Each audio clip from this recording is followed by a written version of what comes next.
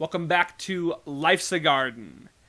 Was supposed to have a guest on this week, but unfortunately something came up. We had to cancel. So I'm pulling an audible, and we're just going to do another solo episode. Which is fine, because I got plenty of stuff to talk about. We'll just reschedule that one for next week. And I got a few guests coming up, so the next couple episodes will probably be guest episodes anyway. But it's kind of the nice thing about doing solo episodes and guest episodes. If something goes awry, it's no issue for me to just sit here in front of the camera by myself and just pump out a solo episode. So, you get the pleasure of staring at my ugly mug this week and listening to me rant for an hour. So, let's crack open a cold one. Let's get into it.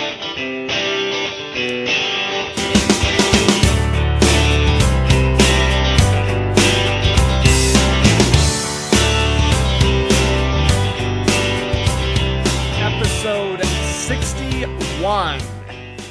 Thank you all for tuning in to another episode of Life's a Garden.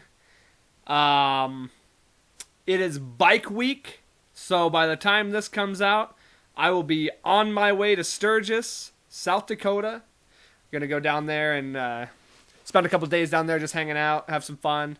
So, 5-day weekend for me. Badass. And that's why I went with this get up today. If you want to complete the outfit, you throw these bad boys on. Figured I'd go with like a, Undertaker when he was doing the biker look. Because, I'm an American badass! Undertaker, American badass. If Undertaker's the American badass, then I am the American dumbass.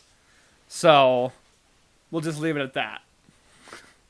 I am American dumbass! So I got a few things I want to start off with. Just a few little notes. First off, last week, the episode got uploaded, taken down, uploaded, taken down. YouTube had an issue with the clips I was watching for some fucking reason. They stated in the little claim they sent me that it had something to do with kids doing risky behavior or something like that. So I guess some of the clips included kids doing some dangerous activities. And so I went back through, I edited it, deleted all that stuff out. Whatever I thought was deemed as risky behavior, took the video down again. So I just cut out all the clips.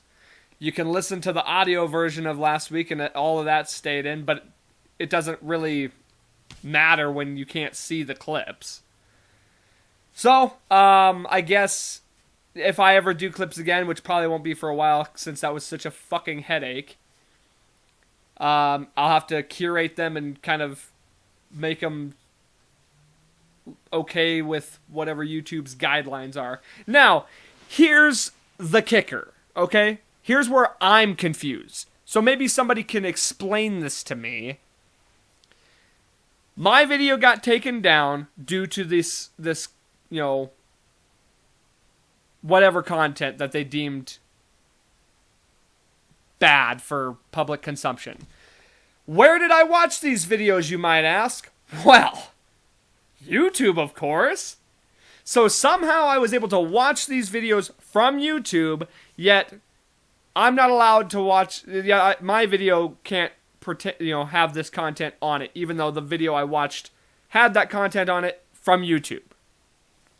Explain that to me. Help me to help you. Help me to help you. What? So, YouTube, figure it out. Because your system makes no fucking sense. So that was annoying. And so I just cut the whole thing out. And it wasn't a copyright thing, trust me. I thought about that too. It wasn't a copyright thing because I credited all the sources and they would have said copyright claim, like, whatever. They would have. I don't know. So, hey YouTube, if you're listening to this one, because I'm probably on your list now, go fuck yourselves. Figure it out. And if you take me down for that, then I don't know.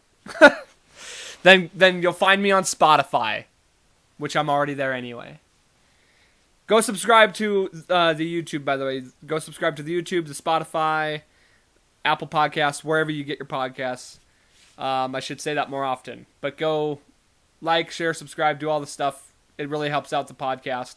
Also, I do want to mention, I haven't brought this up yet, which I feel like I should have by now.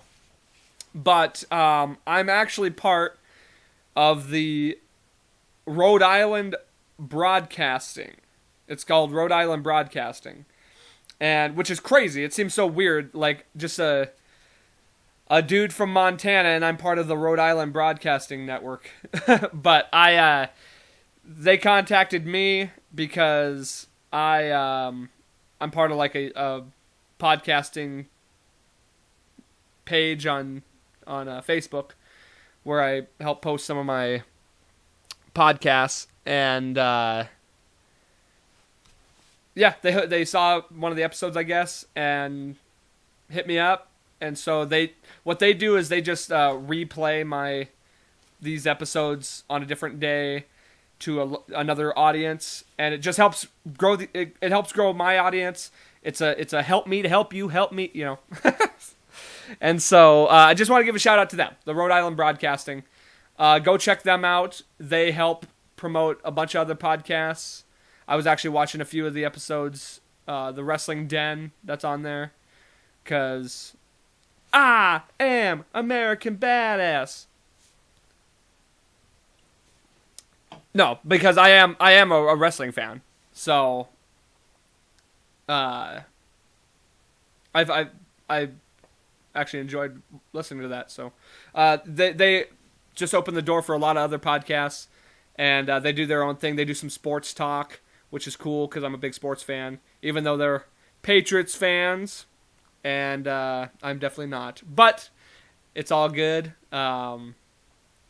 So yeah, go check them out. Go like their page. You can see a lot of other cool podcasts out there, and just give them the support because they support me. So I figured I'd give them a shout out. I have yet to do that. I've been a part of that for about a month now, maybe a little longer. So yeah, I thought I'd give them a little shout out. And then yeah, so it's just really cool that I get to be a part of that, and that it just helps grow my audience. And yeah, it's just a cool thing that they did that for me, and that they're helping me out in that way. So figured I'd give them a shout out. Thanks, guys. I know you're listening. I know you're watching. Also, okay, yeah, so here's some other stuff I want to talk about. UFC. I went and watched the UFC fights last night. Not the best card, I will say. It's not like the most hyped card. And you could tell based on the fact that the place I was watching at was just dead. Usually it's packed. People want to watch the fights. But I'm more than a casual fan. I knew a lot of fighters on that card. And there were a lot of good fights, regardless of the notoriety of the fighters. Let's start with the main one. Derek Lewis got fucking handled last night. It was actually kind of pathetic. And I feel really bad for Derek Lewis fans. It was in Houston, which is his hometown. That really sucks that he just didn't... I don't know what his plan was. I don't know what his game plan was. He touched Cyril Gane, not even kidding. I want to look at the numbers. I don't know what the actual numbers are, but it had to be less than 10 times in 3 rounds. Gane got over 100 significant strikes, and I swear Lewis got, under 10 significant strikes the whole fight. He was getting his leg chopped up. He ended up losing by TKO. I saw Cyril Gane winning. It was either going to be Derek Lewis KOing him with that right hand, or it was going to be Cyril Gane just being the tactician and just winning by points. I didn't see it going to TKO. I thought it was going to be a decision win. But Cyril Gahn, man, like he is a legit contender. He is athletic. He has a cardio for days. He's like full tactician. No, he has ground game. He has striking. And it's going to be a great fight between him and Francis Ngannou because Ngannou's not much of a tactician, but he's a better striker, I think, as far as like technically. He's a better technical striker than Derek Lewis. Lewis has that knockout power, but guess what? So does Francis Ngannou. And Ngannou's definitely been working on his wrestling. Him and Cyril Gahn were teammates in France. So that'll be interesting to see that. That'll be a fun dynamic. So yeah, big title fights down the pipeline in the heavyweight division. Jose Aldo fucking looked phenomenal last night. The dude's a legend. He ran the flyweight or the featherweight division forever. Longest reigning featherweight champion of all time. Moves down to bantamweight. He's been fighting bantamweight for a couple years now. And the guy looks solid. I mean, very rarely do fighters go down in a weight class. Usually they'll go up, especially as their age. Because sometimes fighters, they'll realize they're at too heavy of a weight and they'll switch it up early. But as you get older, it's very hard to cut that weight and to keep that physique that you're at. You see a lot of guys that go from featherweight, from featherweight to lightweight. God, getting them all fucked up today. Or to lightweight to welterweight. And so it's just very hard for guys to go down in weight, especially at that age. Aldo has made it look seamless. Like, he looks great. Pedro Munoz is no joke. He's a great fighter. And I had that 30 to 27. I had it 30-27 all across the board. And I think the judges did too. Aldo just looked phenomenal. He hasn't missed a step. He's still the legend he's always been. So that was a great one to see. Vicente Luque choked out Michael Chiesa. Didn't see that coming, even though I know Vicente Luque is a great submission artist. So it was cool to see that. I love Michael Chiesa. I'm a huge Michael Chiesa fan. But Luque, man, he's got to be up there for next in line to get a title shot after Covington. Who else is it going to be? I mean, you could do Leon Edwards versus Vicente Luque. That would be a good one. And then see whoever wins that gets the title shot. I could see that. That would make a lot of sense to me. So, we'll see what happens. But it was a good fight. And then Tisha Torres won, beat Angela Hill. That was a decent fight. There was a couple good ones on the undercard.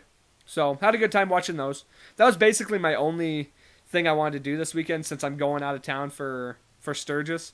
That's going to be a fucking wild party. So I didn't want to go too hard this weekend. Took Friday night off. Saturday just went and watched the fights. That's it. And then I'm just chilling today. Just doing the podcast. And then we'll head out to Sturgis tomorrow. I'll talk more about that in a second. There's a few other things I want to get to, though. NFL Hall of Fame. That happened this weekend. They did the 2020 Hall of Fame class and then this year's class, 2021. I need to go back and listen to some of the speeches, but it's just cool to see all those guys getting inducted, as always. Like, I enjoy watching the Hall of Fame stuff, all the speeches. But it also means, guess what? Football is back, baby. I'm so excited. It's so weird because the second football season ends. I'm typically just juiced and can't wait for the season to happen. More recently, I've just been like, okay, season's over, and then I'll get into basketball or hockey and obviously fighting throughout the year, and I just let that kind of take over, and I don't really... It's not that I don't miss football, but I don't crave it. But now... And I thought about it. I was like, damn, am I like losing my fanhood for football? Like, is that starting to die on me? And a lot of that would be due to the fact that the Broncos are just, dog shit lately. And obviously it's a lot more fun to watch your team win than lose. I watch every game still. That being said, like I said, I was a little worried that I was losing a little bit of a spark for football. Well, now that we're just right on the cusp of preseason, preseason starts next weekend. Training camp's been going. Dude, I'm stoked. The draft always hypes me up. I get super hyped for the draft, and then it dies back down again. And now, dude, I am juiced. I'm so ready for football. Fantasy football too. Stoked about fantasy football as always. I'll probably have a little something on here for fantasy football. I'll talk some fantasy football as we get closer to that. But yeah, I'm hyped. I can't wait. As far as the Broncos go, I think they're looking good. The only concern being quarterback. So we'll see what happens there. The Aaron Rodgers thing fell through. Who I figured that was going to happen. I knew Aaron Rodgers was going to go back to the Packers. Sounds like it might be his last year, though. So we'll see what happens there. I'm not expecting him to come to Denver necessarily. That wouldn't be my game plan for the future. Hopefully the guys we have just end up panning out, because that would be great. But good weekend to be a Broncos fan as far as Hall of Fame goes. You got John Lynch going in. Obviously, he was a Buccaneer for a long time, but he's a tried and true Bronco as well. So John Lynch gets inducted. Steve Atwater, long time coming. We've been waiting for that for a very long time. Finally, Steve Atwater gets inducted into the Hall of Fame. I did watch his speech. It was just cool to see him finally getting that gold jacket. And then, of course, the big guy, Peyton Manning. Only spent 4 years with the Broncos, but there's no doubt he has a high regard for the Broncos organization. The dude is always at Broncos training camps. He's always helping out he's on the sidelines all the time as far as like training camp and stuff. He's always helping out our young quarterbacks. Anytime you see Peyton Manning, tell me you don't see him wearing a blue jacket with an orange tie. Every fucking time. I don't know if it has more to do with his love and respect for the Broncos organization or his absolute disdain for Jim Irsay and the Colts. Can't blame him for that. The Colts organization is a goddamn dumpster fire, and it only gets heightened by the fact that Carson Wentz is injured already, out 5 to 12 weeks. But the entire time they had Peyton Manning, they didn't do shit for him as far he had a good O-line for most of his career, actually, which was nice. But he either never had a defense.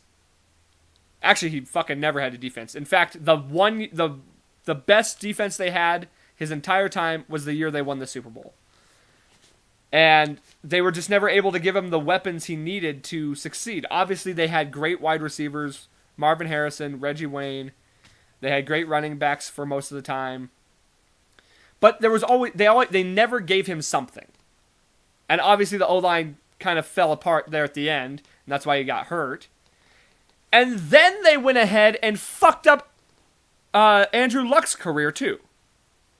So, because Luck never had an O-line, and he got jacked up. Peyton comes to Denver. We fucking throw the book at everything. We had one of the best defenses in the history of the NFL. Every bit of top 5 defense. And then 1 year, the greatest offense of all time. Statistically, the greatest offense of all time.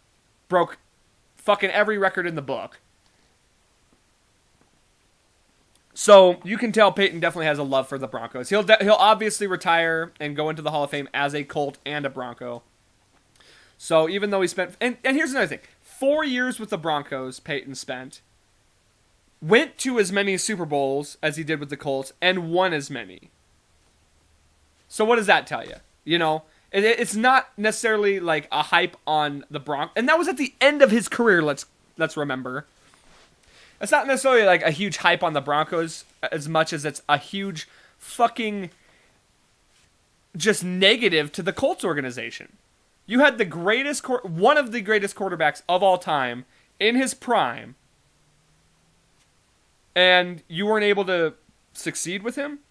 Then you go and get, and it's one thing to say, okay, the competition was rough at the time. You had the Steelers, you had the Patriots, Steelers, Patriots. Those were very tough rivalries, and those were great teams that also won Super Bowls. The Patriots were still fucking amazing, and so were the Steelers when Peyton came to Denver. So, what's the excuse? And it's all backed up by the fact that the Colts ruined Andrew Luck's career. The Colts organization is fucking dog shit. And I'd go as far as, it's crazy to say because, they were obviously so good for so long, had everything to do with Peyton. Had nothing to do with that front office. And I would straight up be willing to say that the Colts organization is up there with the Lions and the Browns for worst fucking organization in the NFL. You could also put the Washington football team in there as well. Just terrible front office, terrible leadership management. Obviously the Browns are looking decent now, but we must not forget the last 25 years that they've had. Their entire careers. Their entire fucking existence. But yeah, no. Great time to be a Broncos fan as far as the Hall of Fame goes. Been waiting for a lot of those guys to get in. And there's still a few more guys that need to get in. Mike Shanahan, I think, deserves a gold jacket. Could say Carl Mecklenburg. I think one of the most underrated receivers in the history of ever is Rod Smith. He's literally the greatest Broncos wide receiver of all time. Won 2 Super Bowls with us. I mean, if Terrell Davis gets a Hall of Fame jacket, don't you think Rod Smith deserves one too? Because, I mean, obviously you have Shannon Sharp, who probably is the greatest receiver, technically. He was a tight end, but probably technically the greatest receiver that the Broncos ever had. But if you're talking straight up wide receiver, Rod Smith, all day. I mean, he's only rivaled by Demaryius Thomas, who just retired this year. Shout out to Demaryius Thomas. Another underrated wide receiver that just, I don't know, seemed to be underlooked a lot. But yeah, so, I don't know, just a little football talk. I'm getting stoked. I'm very excited for football season to start. It's going to be a great time, as always. But yeah, so I just wanted to shout out to the Hall of Famers. There's a lot more, Troy Polamalu, Bill Cowher. Those are some big names. Calvin Johnson. I'm definitely forgetting quite a few, but some Isaac Bruce. Big names came into the Hall of Fame, and all well deserved. So cheers to all those guys. And yeah, let's see what else. Watched the new Suicide Squad yesterday. I gotta tell you, it was pretty good. James Gunn is a very good director. They pretty much, it doesn't take away from the first one. Like, it's still part of that story, that timeline and all that. Like, it's not like it's a reboot. You know what I mean? Even though it's called The Suicide Squad, which is, why would they just call it, Suicide Squad 2? But you can tell it's kind of a reboot in a sense, because like the only characters that return are Harley Quinn, Flag. I can't remember the Lieutenant Flag or whatever. Is it Rick Flag? Yeah, whatever. He's in it. Boomerang's in it Captain Boomerang's in it for like a hot second, and then. I can't remember the gal's name who's like running the whole organization. But, yeah, no, I thought it was really good. It was funny. It was entertaining. I thought it was way better than the first one. Sorry to anybody who was a fan of the first one. It missed the mark. The first one did. And this one does not. It's a good movie. So, and what's great about this one is it's kind of like a Deadpool-y type, where it's making fun of itself and like it knows it's not necessarily to be taken serious. It's more meant to, be entertaining. So it's very Deadpool-y is how I would describe it. Unlike the first one, where the first one there was all the like it was trying to be serious, but you couldn't take it serious, kind of a thing. And they tried to get way too serious with that one, and that's not what that should have been. Like it should be like a Guardians of the Galaxy, Deadpool. It's serious enough, but it's definitely just not taking itself serious. You know what I mean? There's those moments, but for the most part, it doesn't take itself serious. Idris Elba, by the way, phenomenal actor. He can play any role. He can fucking play an action guy. He can play a comedian type character. Like, he has great comic relief. Just a solid performance by everybody in that. Yeah. So, go check it out. I will say, let me say this. So, Disney Plus, I don't know if I mentioned this. The way Disney Plus runs their shit as far as the premiere access stuff versus HBO Max, they need to take some notes. Because, so, HBO Max, everything that is, Warner Brothers or, that falls under the HBO Max umbrella, which I believe is just Warner Brothers. Anything that comes out to the theaters or is a new release, Wonder Woman, Mortal Kombat, Space Jam, Suicide Squad, is directly available to you if you're a HBO Max customer. You pay, it's $15 a month, which is a little more than, the average subscription, except for, Netflix. I think Netflix is up there now, too. But well worth it for the whole thing. And you get that access. I mean, you're paying for it. Now, here's the thing with, as far as Disney Plus goes. Disney Plus premiere access for, Black Widow, any of those, live-action Disney movies that come out on there, you have to pay an extra $30 to have it available on the streaming platform. Now, your options are you can pay $30 for access to that movie that just came out, already on the platform that you're paying for. Now, I understand the idea behind, paying for this new product that's out. I get it. $30? A little steep.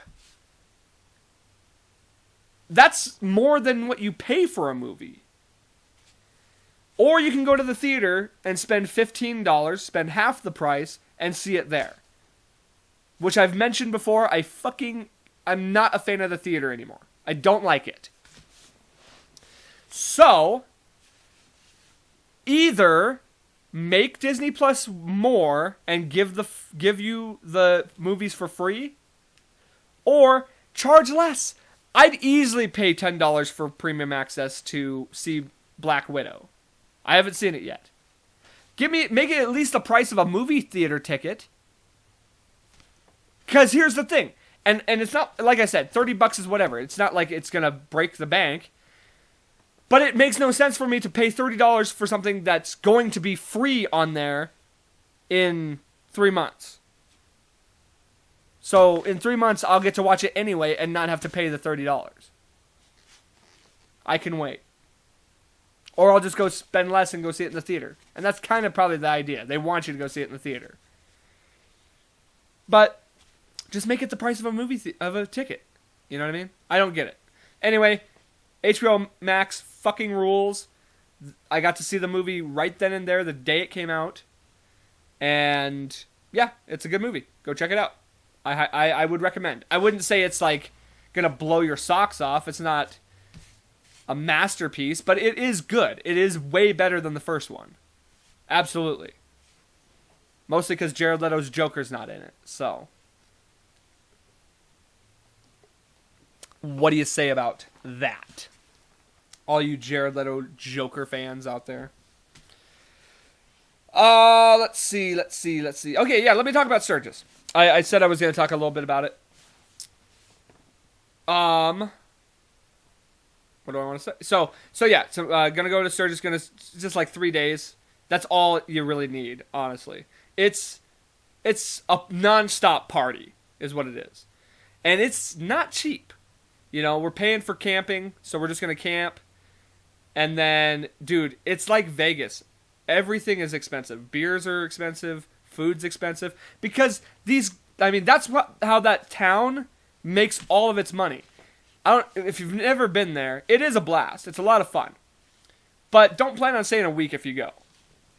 I went a couple years ago with, so my dad's I'm going down with my dad. And, I went a couple years ago. And, I don't know exactly what's going to be different this time around. We went to Deadwood last time. I'd really like to do that again. Deadwood's a really cool town. They got gambling there, and which is no different than here, but like they have like live tables. I do like that. I like playing live tables. But we're just gonna camp out. Oh yeah, that's what I was gonna say. So there's these bars, dude. They're fucking massive bars. And I'm like, this town can't sustain this a year around. So I'm like, so what happens to these bars when this isn't happening? And my dad tells me, he's like, dude, they're just closed. They're only open for the week or 8 days, whatever, that Sturgis is going on. So that town makes all its revenue in that 1 week. That's insane. It just seems like it's like having a county fair, and that's how you make all your money for the whole town, basically. Obviously, it's just a small town, whatever, most of the time. And that's what it's known for, is the biker rally. But I don't know. It just seems bizarre to me. And then you got like the Iron Horse, and I think we might go out to Buffalo Chip. We didn't do that last time. So we'll see that. There's a lot of concerts going on. Nothing as far as I've seen, nothing that I'm like crazy interested in. But who knows? Maybe something will pop up, and maybe I'll see American Badass. Because what is the odds Kid Rock's gonna be there? You know what I mean? I think Kid Rock plays every year. Kid Rock, you can always count on. Well, ZZ Top used to play all the time, but unfortunately, Dusty Hill is no longer with us. And I think they were supposed to play this year. You can usually count on Black Label Society being there. I'm pretty sure they are going to be there. I think Shinedown's going to be there. But all of them are not when I'm going to be there, so I don't know. Maybe something will pop up. Maybe there's something I'm not aware of. But, yeah, we went to Iron Horse last time. Might try and check out the Full Throttle this year. That might be fun. We didn't go to that last time. Dude, so last time, this is funny. This is hilarious. We were hanging out at this one bar, and it's like they had live music outside, just like some cover band or whatever. Really good. We're just chilling. It's like I said, the fucking town is just a nonstop party. And before I get into this, I don't want to hear no bullshit about, oh, you're going to go and be a fucking super spreader with the Delta variant. I've already heard it, and like that's your opinion. Fine, I get it. It's the thing's happening with or without me, okay? And if you're not aware, I'll get tested when I get back or whatever. If it's that big of a concern, if it really shows the numbers are fucked, I'm not going to risk getting anybody sick. I'll get into all that later. I want to talk about this fucking vaccine shit and all that. But I'll save that. I'm talking Sturgis right now, so we'll save that for later. But anyway, we're at this bar, watching this band, and upstairs in this bar is a strip club. So my father says to me, "Oh, come on up. I'll get a dance for you." Blah blah blah. Now most fathers, well, they'll take their kid to Disneyland or maybe to a ball game or maybe to, something of that nature. That's the typical father. Not my dad. My dad, he takes me to Sturgis and buys me a lap dance at a strip club. So, there's your not if you haven't already been able to tell based on prior episodes, that's my father in a nutshell. Am I complaining? Absolutely not. But so here's the thing. This Sturgis, you have people who are basically already naked outside, and it's no different in the strip club. So for some reason, I don't know if it's Sturgis law or if it's just South Dakota state law, you're not allowed to have full nude. In fact, you're not allowed to have they have to they have to use the little pasties on their nipples. And I'm like, well, this isn't a strip club. This is happening outside. Why are we paying for this? And it was so funny. So my dad buys me this dance. She's giving me the dance or whatever, and it's honestly like decently uncomfortable. I'm kind of just like, yeah, this isn't really doing it for me. And she goes, "Did you want to do another? Did you want like another song? Do you want me to dance for another song?" And I just look at her and go, "Nah, I'm good." And that was awkward. She goes, "Oh, okay," as if like I was insulting her, which I probably was, but I mean, got that for free outside, walking down the street. So it was not what I expected, but I thought that was funny. Interesting that Sturgis would like not allow topless even. Technically they're topless, but it's not a strip club. That's not, you know what I mean? So yeah. But yeah, it'll be a fun time. I think I might. I have a bike. Don't know how to ride it, so I'm not riding the bike. I'm driving my truck down there. I might rent one of those like Polaris, fucking like buggies or whatever they are. It's kind of like a 4-wheeler. If it's not too expensive, I might get one of those and just drive that around because it's so much easier than driving a vehicle around. It's so hard to get around there unless you have a bike. So, yeah. I wanted to do the solo episode next week so I could tell you all the shenanigans that happened there, but we'll save that for another time. It'll make for good stuff to talk about. So yeah, that'll be good. By the way, does anybody out there remember that cartoon? I don't remember. Was it called Biker Mice? Yeah, it was something. Here, let me look it up. It was something like Biker Mice. It was part of that craze in cartoons where the Ninja Turtle style like anamorphic animals, I guess is what you humanoid animals. And they're always teenagers and like it's the same thing. Biker Mice. Is that what it was? Wasn't it like Biker Mice from Outer Space or something? Yes. Yeah, Biker Mice from Mars is what the show was. What the actual fuck? This came out the year I was born. I'll throw up a picture of it. And they're like jacked! Oh my god! That is the funniest shit. They got like abs. They're mice. Biker Mice from Mars. And they got little antennas because they're aliens. But they're just like these jacked mice. And they're bikers. Like, what concept is this? This is hilarious. I never watched the show, by the way, but I do remember it being a thing. Biker Mice from Mars. Wow. That's going to be me this weekend. I'm going to be the fucking... I should get a Biker Mice shirt. That'd be hilarious.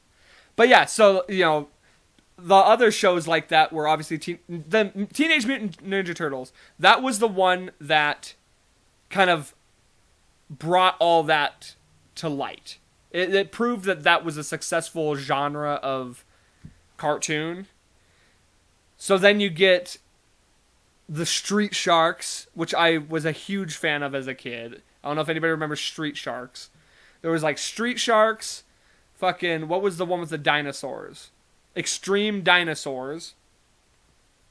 And then you had SWAT Cats, one of my favorite shows of all time. I specifically remember always like having this like thing of donut holes, the glazed donut holes on, you know, Saturday, Sunday, whatever, and just sitting there eating these donut holes and watching SWAT Cats.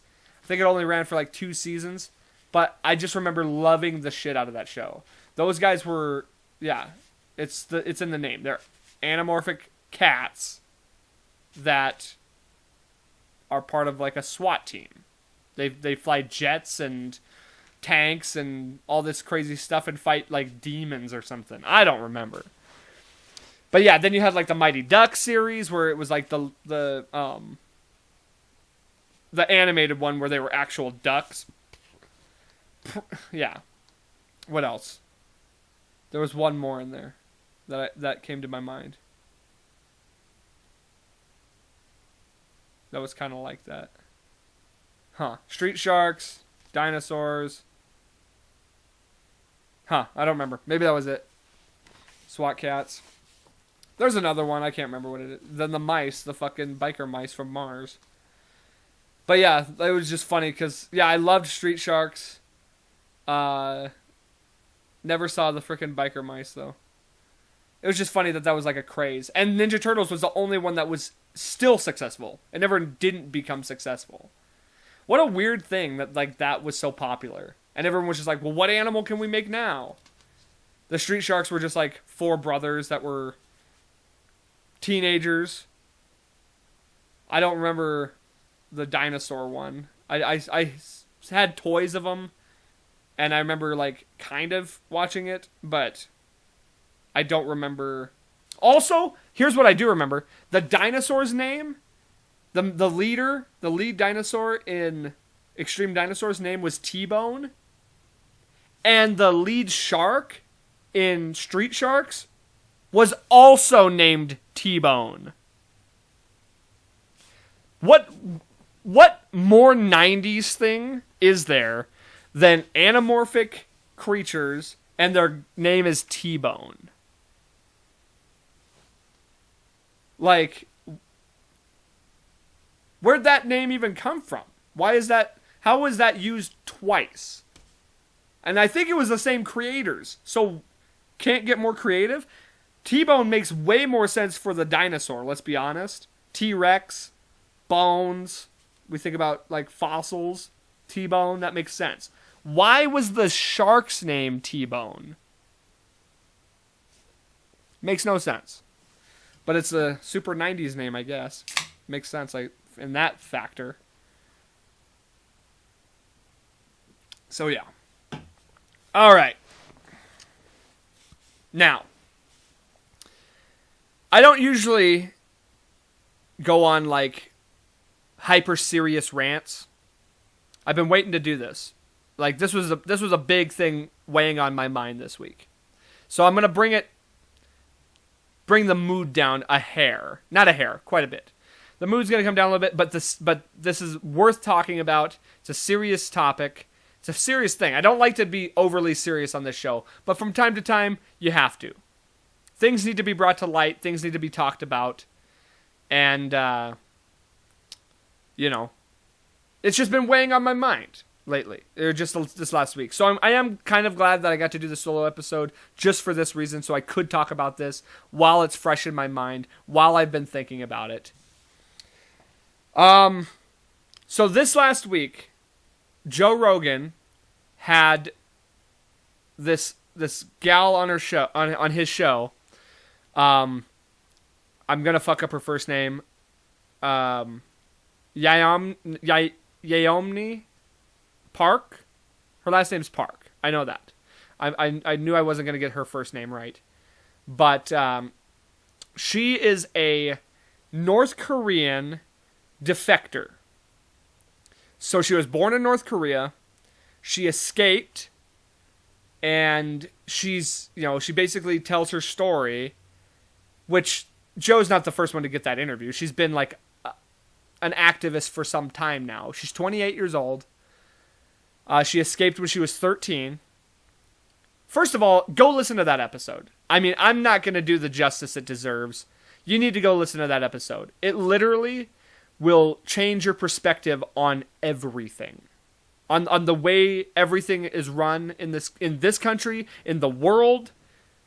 It will put your life in perspective 1,000%. So I'll just sum it up, her story briefly, but you definitely need to go listen to it from her. She escaped when she was 13. She talks about how she went to China. They escaped into China. They were immediately put into slavery, sex trafficked. Her mother, it was her and her mother who escaped. Her mother was repeatedly raped. Herself, she got sold multiple times in the slave market. Eventually, she ended up with somebody who promised her to that he would release her to tell her how to escape to South Korea. But in order to do so, he would have to rape her. So she lost her virginity via rape when she was like 16, or she would have been like 15. She finally escaped to Mongolia with a group of people. They walked through the desert, the Gobi Desert, it took them like a 24-hour trip. No rest, no nothing. It was freezing cold because it was the middle of winter in a desert. They finally got to Mongolia. The Mongolians threatened to take them back to China, in which, they were prepared to kill themselves rather than do that because they knew if they went back to China, they would end up being killed anyway. So they were prepared to kill themselves. In fact, one of her friends attempted suicide, failed, but she was basically brain dead after that. And all of that was a joke. It was meant to be a joke to the Mongolians, and they ended up taking them to South Korea anyway. They told them they were going to take them back to China as a joke. One of the girls tried to kill herself, failed, and then she was brain dead, and they thought it was funny. So anyway, they end up in South Korea. She learns all this stuff. She talks about how, freedom. She not only did she not understand the concept of freedom, she said she didn't know that the world existed beyond North Korea. Dude, the stories she tells on there are absolutely harrowing. She talks about how when she lived in North Korea, she had to go to the doctor. They had one needle for every patient. They had no x-ray machines. They had nothing. She had to be operated on without anesthesia. Dead bodies littering the hallways of this hospital. Rats eating the eyes of these dead people.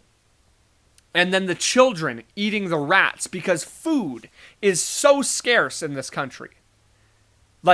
She talks about how not only can you you can't own land, so you can't farm. There's designated farmers who supply food, mainly to the capital, or to the, Kim Jong-un and all this stuff. But food is not only not provided to the people, they either have to get it on the black market or they have to forage for it themselves. The number one source of protein in North Korea, grasshoppers.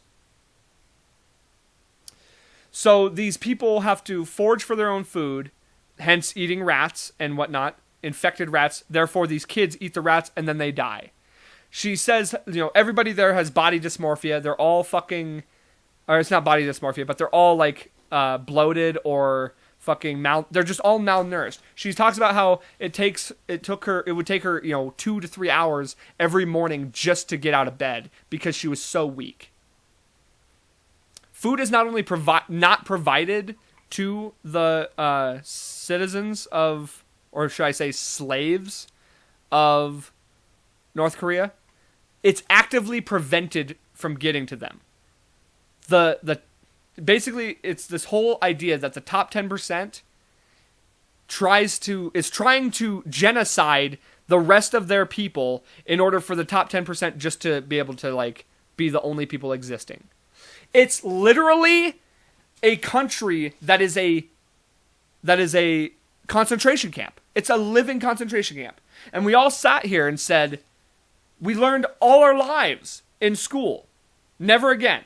Never again were we going to allow the world to experience another Holocaust.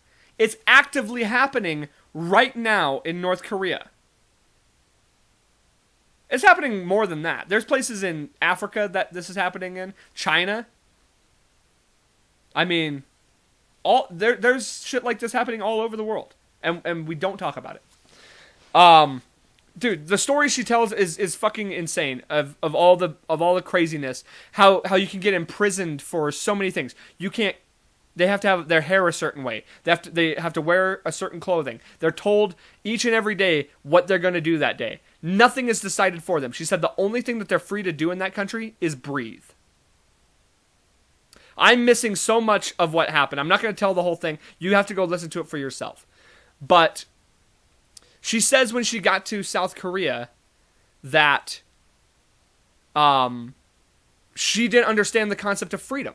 She said the idea of thinking for herself and like having her own thoughts was exhausting to her because everything every day was already pre-decided for them. They had no like freedom. She said she never understood the word love.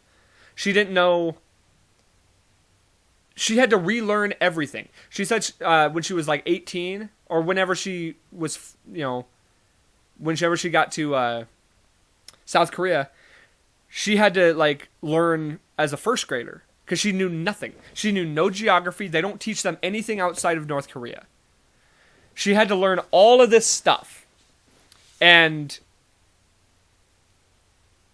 here's the thing I want to say. By the way, then eventually she came to America, obviously.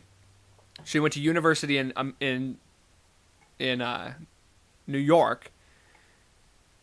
And she talks about how basically universities are telling her, like every class that she attended in university would tell her how horrible America was. And how like systemically racist it is, and how like, everything is made to be against you, and all this stuff. When she just came from a country that literally is like that, so she couldn't even she had no concept of why, this amazingly free country was so concerned about their lack of freedom. She came from a country that was like that. Now here's the thing. First thing I want to say is, we don't talk like. Have you? You may or may not have heard of her. You may or may not have heard of her story. But guess what? Nobody's talking about it. Nobody's talking about the story, like what's happening in North Korea. It's like we kind of know, but we don't really give a fuck. And it's not so much that like I'm so I basically try and stay out of like other countries' affairs. But when we sit here and say, never again will we allow humanity to fall into such disarray like that. That is literally, it goes against every fucking human rights aspect that this world holds dear to them. But guess what? The UN that decides what is and what isn't an attack on a human right or a human, what do you call it? Basically what's just against humanity. Are Russia, China, and all of, those are the big name, these guys are the ones deciding a lot of this. Now here's the thing. Here's where this really fucking disgusts me.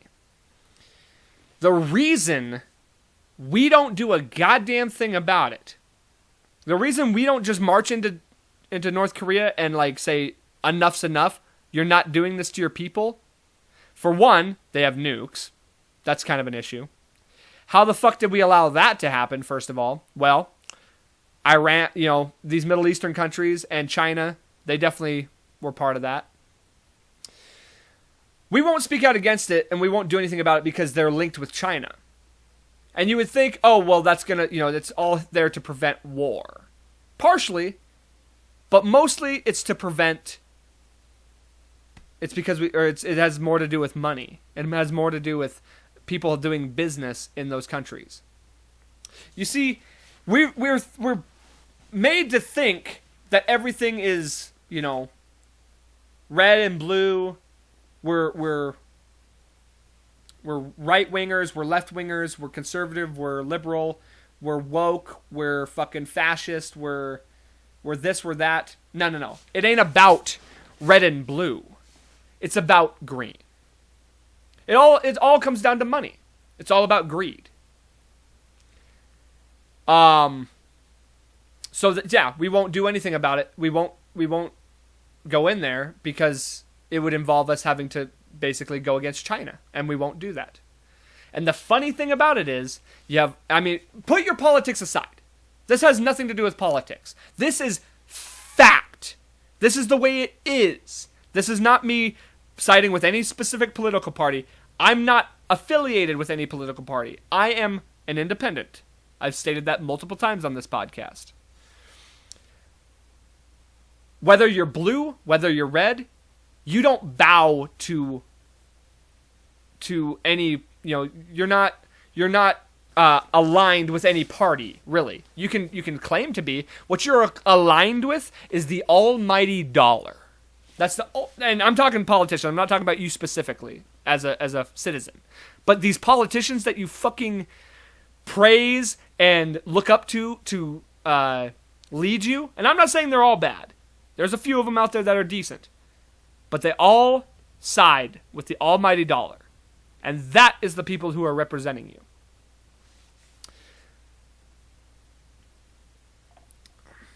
The other thing that about this story with her that strikes me and really pisses me off is how insanely forceful so many people, I'm not saying all of them, but there's obviously an active group of people out there discouraging our own citizens into truly believing that this country and the people in it are being oppressed. Now, don't get me wrong. We have issues. There's no doubt about it. We have plenty of them, like most countries. But when you hear about how truly oppressed the people of North Korea are, the people of China, think about women in a lot of these Middle Eastern countries aren't allowed to show their fucking face. Yet we rant and rave about women's rights and how lack thereof they have it here. Go to any country at all that's not a Western country, I guarantee you, you will know the word oppressed. You have no idea. Anybody out there listening, if you truly believe you're oppressed in this country, you have no idea. There are people beyond oppressed. There's so many people beyond oppressed, they don't even know they're oppressed. They think that that's just the way life is.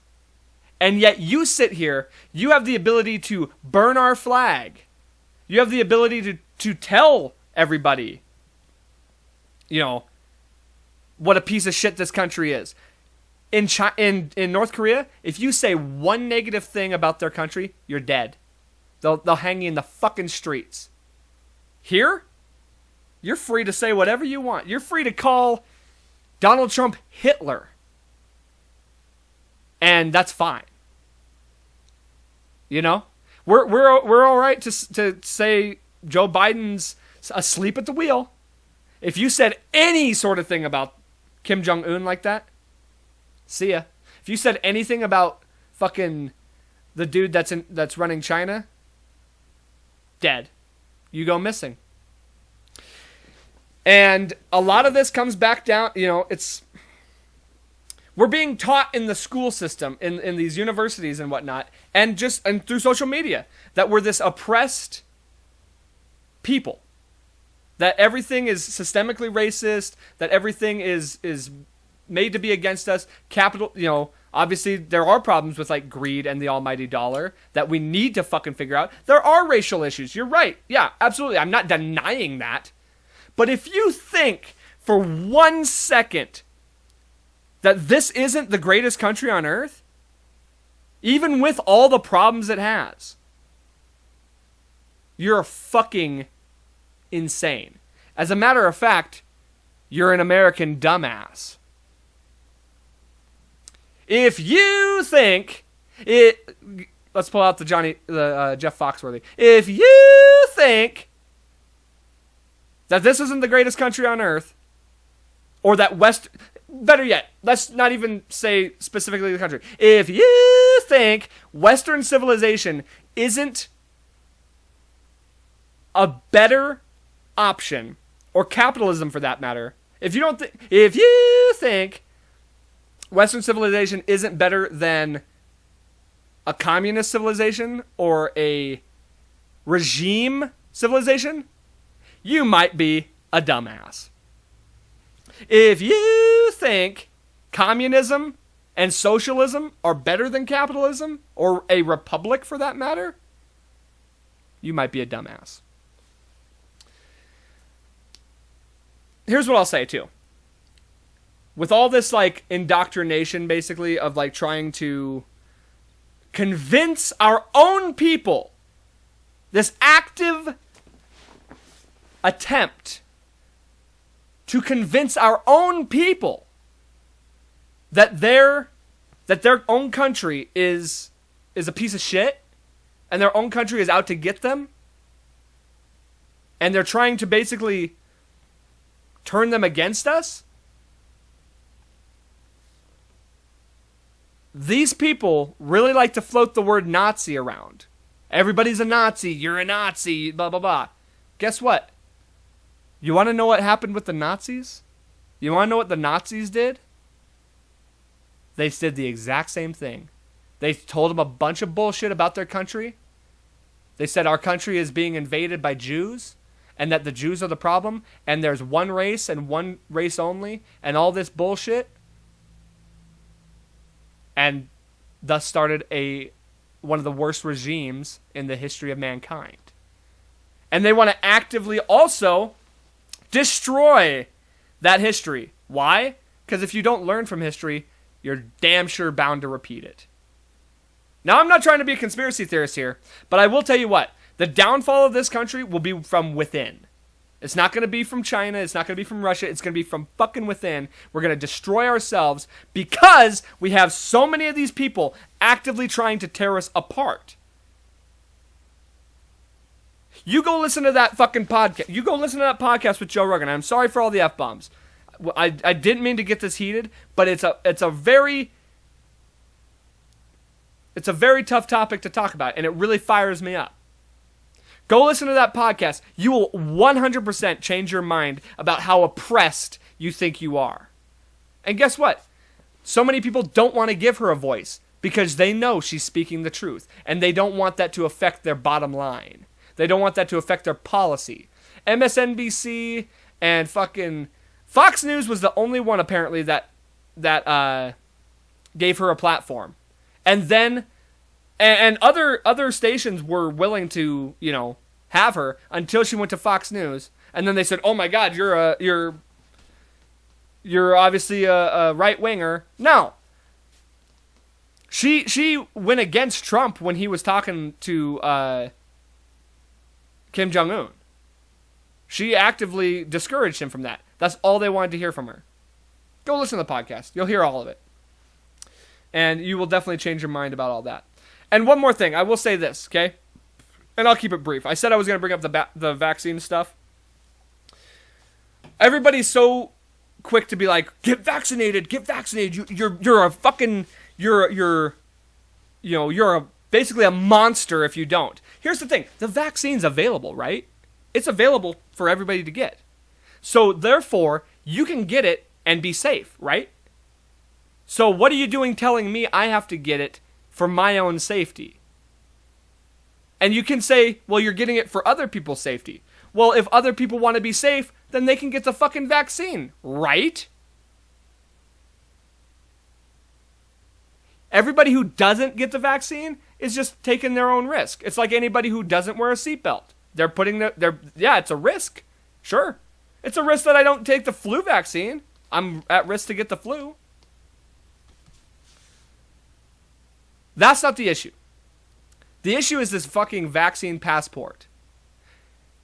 Now, to bring it full circle, you really want to talk about a society that... You want to talk about the way this country is going to devolve and how like other countries were? China? They do this vaccine passport thing. They've been doing it with all kinds of stuff for years.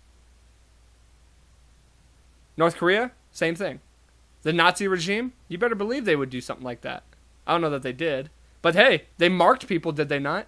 Did they not mark certain people who were Jewish with stars on their shirts just to identify you for who you are? It's a slippery slope. You don't want to go down it. That vaccine passport shit, it's a bad deal. This is supposed to be a free country where we're free to make our own decisions. We're free to do our own thing, say our own stuff, whether you agree with it or disagree with it. Yeah, you're allowed to go against the government. You're allowed to not get the vaccine.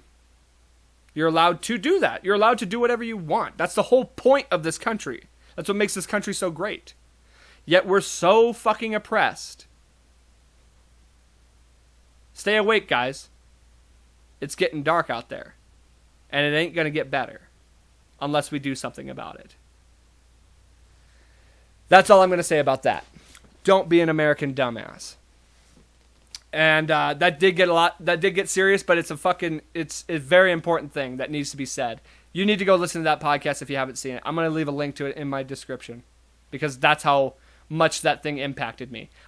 No joke, and it takes a lot for this to happen. I cried. It takes a absolute lot to make me cry. And I cried multiple times listening to that podcast because it's so heartfelt and it's so shocking. I cried for her people, and I cried for my people and the way this country's starting to be run and the fact that people just are so blind to what's happening right in front of them. I'll wrap it up with that. So, I don't like to go out on a sour note like that, but it's one that kind of needs to sit, and I think we all need to think about that and realize just how good we have it. Just our everyday lives. The ability to do anything we want. The ability to be free. To think and say and do podcasts. And I could sit here and say all this stuff. I could sit here and say, crazy stuff and talk about sports and watch sports and attend sporting events. And I can walk outside when I want. And when I walk into a McDonald's, I don't have to tell somebody who I am and where I've been. And I'm not monitored day and night. I don't have a fucking chip in my arm. Yeah, I guess I got a chip in my phone so they can monitor me that way, and they have been doing that too. But we're still the freest country on this planet. And we need to start remembering that and remember why that's so important. So, stay free, guys. Stay awake. Keep your eyes facing forward. But most importantly, thank you for listening, and be good to yourselves. Have a great week. Enjoy that freedom. It's the most important thing you have. Like, share, subscribe. I hope you enjoyed this episode. Hope to see you next week. And most importantly, don't forget, life's a garden. Dig it.